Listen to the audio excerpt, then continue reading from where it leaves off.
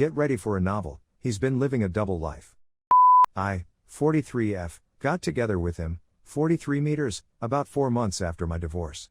At the time my kids were 4 and 6. We dated for a few months and things progressed quickly. He was absolutely charming, smart, handsome, funny, we had so much in common and also had great sex.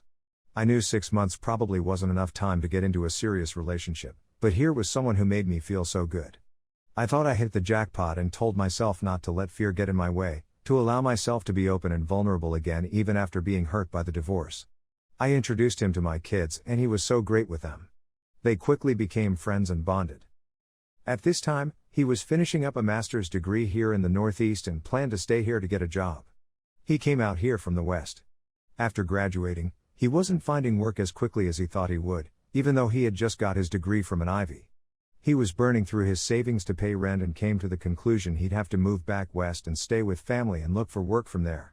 Here is my first mistake, thinking it couldn't be that much longer before he could find a position. I invited him to stay with us, my kids and me, in the meantime. This was not to be a permanent thing, and I felt I was just helping him out while at the same time giving this blossoming relationship a chance. It wasn't an easy decision for either of us, but he accepted and we said it would be temporary. The kids understood this too. But upon moving in, our relationship really began amping up. We became very close, all of us. It did take longer than expected to find a job, but eventually he did. By that time, though, we were fully in love. We had a routine. Neither of us felt inclined to change our circumstances, although if he said he wanted his own place, I would have completely understood. But I liked that he stayed. He was so great to be around, and he seemed to really love us and enjoy being part of our family. We vacationed together. He and I took a trip to Spain and many road trips around East. He came to all my family events, met my friends, etc. At about the 2-year mark he was laid off from his job. We were back to square one with him looking for work again. It seemed he was starting to get depressed. He said he was tired a lot, felt sick, didn't seem to be consistently energetic or happy. He was very hurt by the layoff and I think it damaged his self-esteem. I tried to be a good support, but also it was hard to support 2 kids and an adult by myself. After a few months of what seemed like only half-hearted job searching, I expressed my frustrations and then things started getting a little rocky. We still had sex at least once a day, and he still kept a happy attitude with the kids. But he began picking on me about my ex-husband and other little things. I'd get on his case about having plenty of time for social media but not for job hunting. He'd go out with friends and stay late, often without a phone call to let me know. Also, his mom was diagnosed with cancer. He began buying flights with his credit card, and sometimes stay 2 to 3 weeks at a time, leaving me to care for his dog. He'd buy one-way tickets to stay flexible, but that also meant I had no idea when he'd be coming back, how long I had to care for the dog alone, etc. But his mom had cancer, and they are close, so I put up with it. Clearly, the honeymoon phase was over, but I was sure things would get better once he found a job and the situation with his mom got better.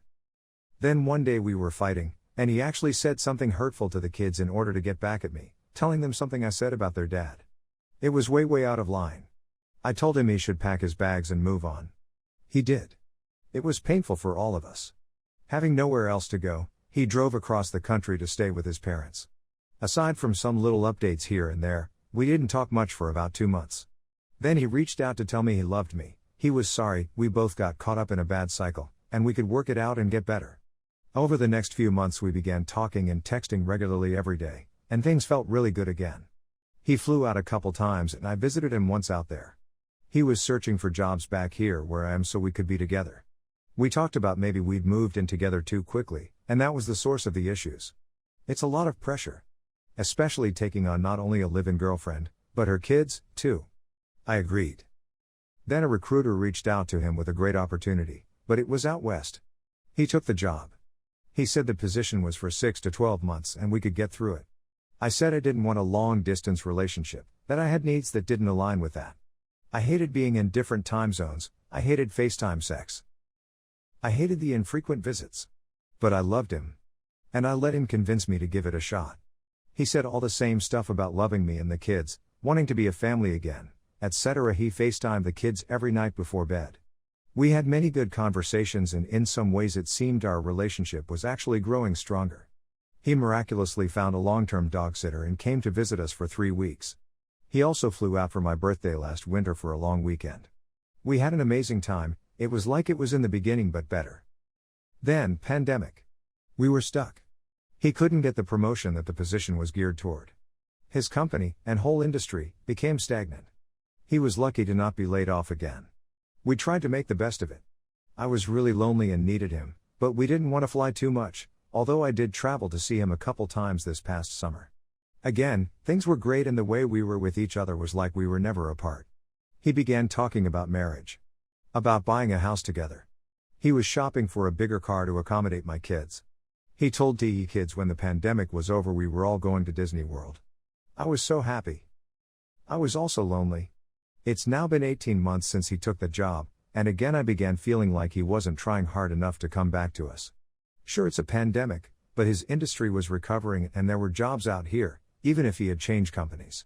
My kids were getting bigger, and he was missing it. He said he would come for birthday, last month. Here's where the really hits the fan. Or at least, when I find out. A couple days before he was set to fly, he told me he was actually in the state his parents lived in, one state away, that he was there to leave his dog with them so that he could stay for an extended time. I was surprised that he had made an 8-hour road trip without telling me, but he said he wanted to surprise me. But then he also mentioned kind of offhandedly that he had applied for a position in DC and had made it to the 3rd round of interviews. I was stunned. I couldn't believe he hadn't told me about this or even the fact that he was searching jobs anywhere but near me. He said he was interviewing for practice, that he had no intention of taking the job, and that he knew I wouldn't understand so he didn't tell me. It didn't make sense and I was crushed. I told him not to come out because it seemed he had been stringing me along and was ready to take a job elsewhere. He canceled his flight and got angry with me for keeping him away. We didn't talk for a few days, but then he called saying he realized that what he did was hurtful but it was not intentional, that he was so sorry, that he was doing everything in his power to come back to me ASAP. He said his car broke down at his parents', and he was stuck there awaiting repairs and or might have to buy a new car. So a couple weeks go by, and I noticed that even though we are still texting throughout the day, the nighttime calls to the kids have ceased, and he only FaceTimes when he's out walking the dog.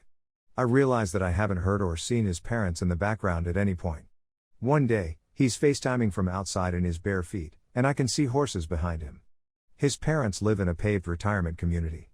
I ask him about this, and begins giving me some weird runaround. It didn't make sense. I am not the stalking type, but I did a Google Street View of his parents' house and no place for horses. I ask him again where he is and that I think he's lying, and he gets mad at my accusation and doubles down that he's in state name. So I take my stalking to another level and contact his sister, asking her if he's been staying with their folks for the past 3 weeks. Her reply was weird. She was like, please don't tell him I told you this, but he hasn't been honest about everything, and no, he hasn't been staying with them. It was like she knew something, but I didn't want to be and push something that she was clearly already uncomfortable with.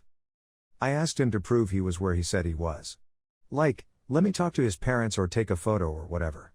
Hours go by, and he sends me a picture of a famous landmark in the state capital, which is 4 hours from where his parents live. I check the timestamp, my stalker skills improving quickly, and it had been taken a few hours before. I call him out, and comes up with this about his whole family took a road trip there to visit a sick uncle, and no, he didn't feel he needed to mention it before. Now my mind is frantically thinking about who he knows in that city.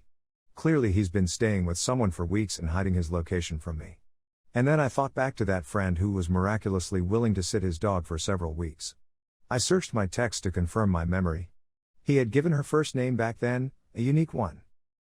That she was married with 4 kids who loved the dog, and that she had a lot of land with horses.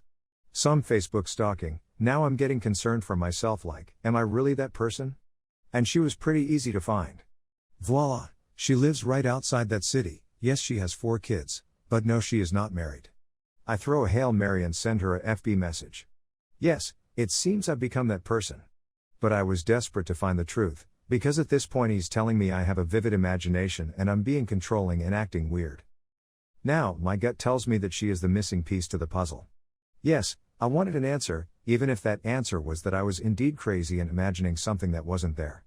On another level, I thought about her 4 kids, and the idea that he was likely lying to her and them, too.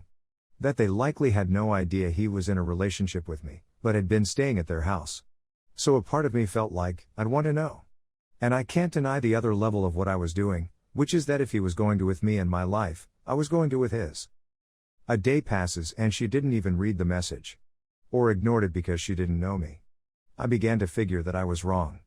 And in fact, he was still texting me that he loved me, he was disappointing I couldn't trust him, that I was pushing him away, that I was getting cold feet about being together and trying to sabotage. And then while I was at work, her message came. I will spare all the details, but it turned out my gut was right, at least about the fact that he had been staying with her. And my heart is pounding just writing this because it's still so raw. This was just yesterday. He had been with her and her kids since before Christmas. And they've been in a serious relationship for 5 years. She's been flying up to see him 1.5-hour flight, once a month for the past 2 years. We've probably passed each other in the airport coming and going FFS. He had her believe that I was just his platonic roommate when he lived with me. All those times he flew out to visit family on holidays or for his mom's cancer when he was gone for weeks at a time. With her and her kids. Her kids love him like mine do. She said she's never been happier like I was. The calculation it took to keep us both in the dark for years. The audacity and complete lack of conscience to string along not just 2 women, but 6 little kids in total. I don't know how to wrap my head around it, or how I will ever trust anyone again. And most of all, I don't know how I'll tell the kids they'll suddenly never see or hear from him again. I'd love any words of wisdom or advice, but please, I feel so stupid and so ashamed, so angry at myself to have put my children in this position, that I don't need to hear insults. I am open to constructive criticism, but please be gentle. My heart is broken. Edit, I just want to say thank you to every single person who responded. I am a bit surprised and overwhelmed by all the support. I started my day in absolute pieces, couldn't get out of bed, and just needed to write it out. But all these responses really have helped. I keep coming back to many of them that are giving me strength and perspective. Thank you.